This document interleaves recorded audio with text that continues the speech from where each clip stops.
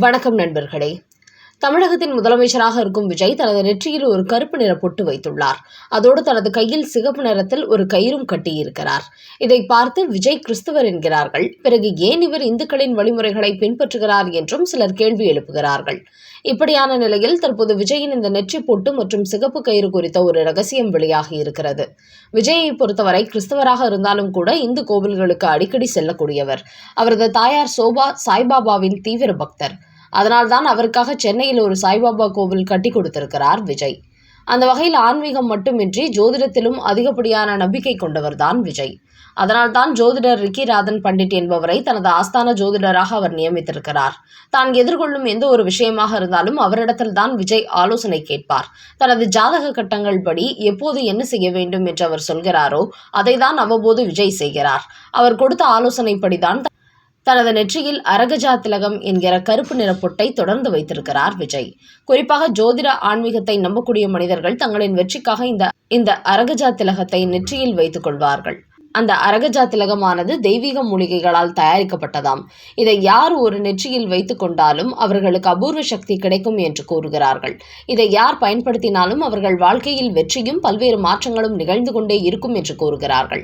இந்த மூலிகையானது பல அரிய வகை மூலிகை மற்றும் நறுமண பொருட்களிலிருந்து தயாரிக்கப்படுகிறது. குறிப்பாக ஆன்மீகத்தில் அதிக நாட்டம் கொண்டவர்களுக்கு மட்டுமே இந்த அரகஜா திலகம் வேலை செய்யும் என்று கூறப்படுகிறது.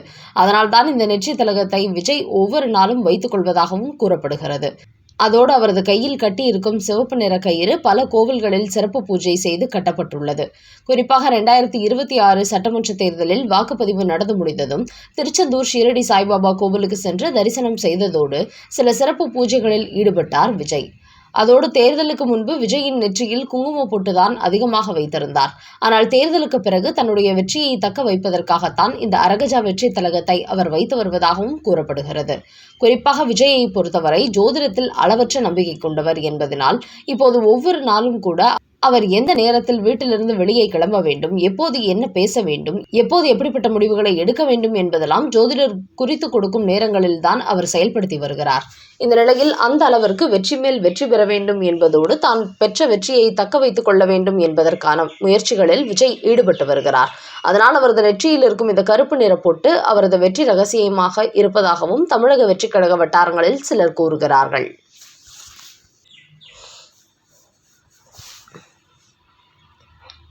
அடுத்த செய்தி. கொளத்தூரில் நடந்ததை பார்த்தும் கூடவா உங்களுக்கு புத்தி வரவில்லை? உதயநிதிக்கு விஜய் கொடுத்த காட்டமான பதிலடி. திமுகவை பொறுத்தவரை தாங்கள் குப்புற விழுந்து மீசையில் மண் ஒட்டினாலும் கூட கொஞ்சமும் கூச்சமில்லாமல் நெஞ்சை நிமிர்த்தி கொண்டு எழுந்து நடப்பார்கள். அப்படிப்பட்ட ஒரு கூட்டம் அது. அந்த கூட்டத்திலிருந்து வந்தவர்தான் உதயநிதி ஸ்டாலின். அதனால்தான் புதிதாக கட்சி ஆரம்பித்த விஜயிடத்தில் எத்தனை பெரிய திமுக இவ்வளவு கேவலமாக தோற்றுவிட்டோமே என்ற கொஞ்சம் கூட கூச்சமே இல்லாமல் சட்டமன்றத்தில் விஜய்க்கு எதிராக அவதூறு பேசிக் கொண்டிருக்கிறார். அவர் ஆட்சிக்கு வந்து இன்னும் ஒரு வாரம் கூட முழுசாக ஆகவில்லை. அதற்குள்ளாக அவரை பற்றி இவர் குறை சொல்கிறார். புதிதாக ஆட்சி அமைத்த ஒரு கட்சி குறைந்தபட்சம் ஒரு 6 மாதமாவது ஆக வேண்டும். அதன் பிறகுதான் அவர்களது செயல்பாட்டில் நிறை குறைகளை சொல்ல முடியும். ஆனால் இவரோ வந்த வேகத்திலேயே அவரை குற்றம் சாட்டுகிறார். இவர்கள் சரியாக ஆட்சி செய்யவில்லை என்பதனால்தான் தமிழ்நாட்டு மக்கள் திமுகவை புறக்கணித்துள்ளார்கள். அப்படி மக்களால் புறக்கணிக்கப்பட்ட திமுகவை சேர்ந்த உதயநிதி புதிதாக ஆட்சி அமைத்துள்ள விஜயை மிக மோசமாக ஆட்சி செய்வது போன்று கடந்த சில தினங்களாக சட்டமன்றத்தில் கொக்கரித்து வருகிறார். அவர் பேப்பரை பார்த்து படிக்கும் இந்த விஷயங்களை திமுகவை சேர்ந்த தோல்வியடைந்த சில அமைச்சர்கள் சட்டமன்ற அவர் கலக்கி எழுப்பது போன்ற பதிவு போட்டு வருகிறார்கள். உதயநிதியை பொறுத்தவரை கருணாநிதியின் பேரனாக இருந்தாலும் அவரது பெயரை சொல்வதற்கு எந்த அருகதையும் மற்றவர். அந்த அளவுக்கு தான் தனது தந்தை மு.க. ஸ்டாலின் பாணியில் துண்டு சீட்டை வைத்து காலம் தள்ளி கொண்டு வருகிறார். இந்த நிலையில் நேற்று சட்டசபையில் விஜய்க்கும் உதயநிதிக்கும் நடந்த காரசார மோதலில் அதிகாரத்தை வைத்துக் கொண்டு ஆட்டம் போட்ட திமுக அமைச்சர்கள் 19 பேரை தமிழ்நாட்டு மக்கள் தோல்வியடைய செய்து விட்டார்கள். இதற்கெல்லாம் மேலாக நான் பொற்கால ஆட்சி நடத்துகிறேன், திராவிட மாடல் ஆட்சி நடத்துகிறேன் என்றெல்லாம் மேடைக்கு மேடை சொடக்கு போட்டு வந்த முன்னாள் முதலமைச்சர் மு.க. ஸ்டாலினே கொளத்தூர் தொகுதியில் தோல்வியடைந்து விட்டார். இப்படி அவர் தோல்வியடைந்ததை பார்த்தும் கூடவா தமிழ்நாட்டு மக்கள் தங்களுக்கு எப்படிப்பட்ட மரணடி கொடுத்திருக்கிறார்கள் என்பது திமுகவினர் புரிந்து கொள்ளவில்லை? இப்படி நீங்கள் பேசிக்கொண்டே இருந்தால் இனிவரும் காலங்களில் இன்னும் பெரிய அளவில் திமுகவுக்கு தமிழ்நாட்டு மக்கள் மரணடி கொடுப்பார்கள் என்று பேசினார் விஜய். அதோடு தமிழக வெற்றிக் கழக அரசை பொறுத்தவரை மக்கள் நலனுக்காக மட்டுமே பாடுபடும். திமுகவை போன்று தங்களது சுயநலத்திற்காக ஒருபோதும் பாடுபடாது. எங்கள் கட்சி மீது எப்படிப்பட்ட தமிழ்நாட்டு மக்கள் நம்பிக்கை வைத்து வாக்களித்தார்களோ அதே போன்றுதான் எங்கள் அரசு மீது இன்று இன்றைக்கு 144 சட்டமன்ற உறுப்பினர்கள் ஆதரவு கொடுத்துள்ளார்கள். இது எங்களுக்கு கிடைத்த இரண்டாவது வெற்றி என்று பேசிய விஜய், எங்களது தமிழக வெற்றிக் கழகத்தை தமிழ்நாட்டில் உள்ள 3,21,00,000 மக்கள் நிராகரித்ததாக திமுக கூறுகிறது. அப்படி பார்த்தால் திமுகவை 3,68,00,000 மக்கள் நிராகரித்துள்ளார்கள் என்று கூறிய விஜய், ஓட்டு சதவீதப்படி பார்த்தாலும் தமிழக வெற்றிக் கழகம் 35% என்றால் திமுகவுக்கு 24% தான். அந்த கணக்கில் பார்க்கும்போது 76% மக்கள் திமுகவை புறக்கணித்து விட்டார்கள்.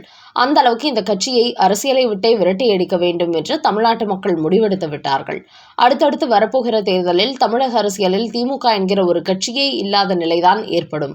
அதோடு தமிழக வெற்றிக் கழக அரசை காங்கிரஸ், விசிக, கம்யூனிஸ்ட், இந்திய யூனியன், முஸ்லிம் லீக் கட்சிகள் ஆதரித்துள்ளன. அந்த கட்சிகளின் தலைவர்கள் எங்களுக்கு ஆதரவு அளித்ததில் திமுக ஏளனம் செய்கிறது. ஆனால் அவர்களது அதிமுகவுடன் சேர்ந்து திமுக ஆட்சி அமைக்க தயாராக வந்ததை பார்த்துதான் மு.க. ஸ்டாலினுக்கு எதிராக எங்களுக்கு ஆதரவு கொடுத்தார்கள். அந்த அளவுக்கு எத்தனை காலமும் எந்த அதிமுகவை எதிர்த்து திமுக அரசியல் செய்ததோ அவர்களுடனே இணைந்து ஆட்சி அமைக்க இவர்கள் தயாராகிவிட்டார்கள். அப்படிப்பட்ட எந்த கொள்கையும் கோட்பாடும் இல்லாத ஒரு கட்சிதான் திமுக.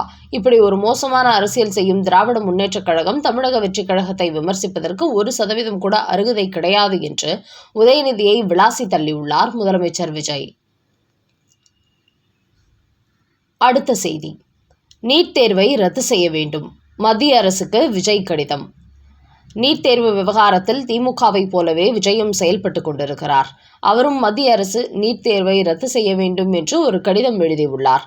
அதில் +2 பாடத்தில் மாணவ மாணவிகள் பெறும் மதிப்பெண் அடிப்படையில் அவர்களை மருத்துவ படிப்பு படிப்பதற்கு அனுமதி கொடுக்க வேண்டும்.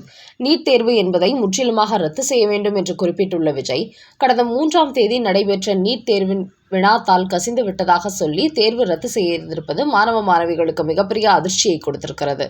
லட்சக்கணக்கான மருத்துவ மாணவர்களின் நம்பிக்கை சிதைக்கப்பட்டுள்ளது. ஏற்கனவே கடந்த 2024ஆம் ஆண்டிலும் நீட் தேர்வு வினாத்தாள் கசிந்தது. அதே போன்ற நிலைதான் மீண்டும் ஏற்பட்டுள்ளது. அதனால் இதுபோன்ற நீட் தேர்வை மத்திய அரசு முழுதாக ரத்து செய்ய வேண்டும். இது மாணவர்களின் மனநிலையை பெரிய அளவில் பாதிக்கக்கூடிய விஷயமாக இருக்கிறது. குறிப்பாக பொருளாதார ரீதியாக பின்தங்கியுள்ள மாணவர்களை பாதிக்கிறது என்று அந்த கடிதத்தில் குறிப்பிட்டிருக்கிறார் முதலமைச்சர் விஜய்.